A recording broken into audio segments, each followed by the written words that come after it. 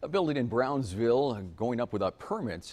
That's going up near Boca Chica Village. The problem, no one seems to know where the water and sewer is coming from, and again why they were allowed to build without a permit. Channel 5's Gabriela Garza went looking for those answers. For nearly 18 miles, all you see is wide open land. All you hear is the wind blowing through the palms. In the distance, you can spot a familiar sign welcoming people home. It's just a nice place to be. Sam Clausen is a winter Texan who makes the journey south every year to his home in Boca Chica Village. First of all, we're bird watchers. My wife and I are bird watchers, and this is an ideal place with the bay over here, and this is inside the lower Rio Grande National Wildlife Refuge also. Now he says he's afraid all that will change.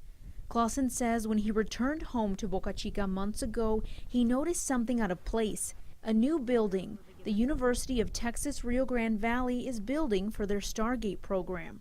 It's quite a struggle to get a building permit for anything out here because the county says that they can't allow anything new in an area unless it's served by a community water service or community sewer service. Well, we're 16 miles from Brownsville, so obviously we don't have either of those. Clausen started asking questions and discovered this building did not obtain any local permits. None of that building has been approved by Cameron County.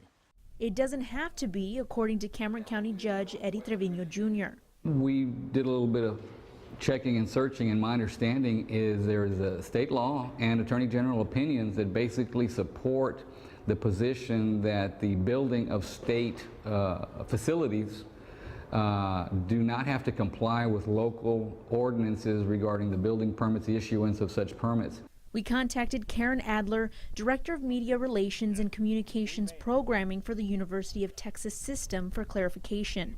She provided us with 4 Attorney General opinions relevant to this situation. Adler stated local and municipal ordinances, building codes, and permitting requirements cannot be applied to state property or agencies of the state, including public institutions of higher education. These Attorney General's opinions date back more than 30 years. The state has that exception that it does not have to follow.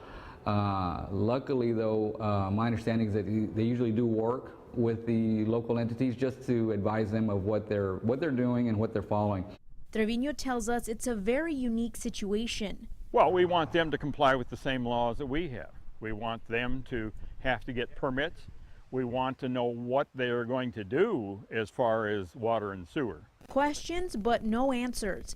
No one seems to know if this new building will be using water-holding tanks like the people living in Boca Chica, as we showed you yesterday, or if they will have another option.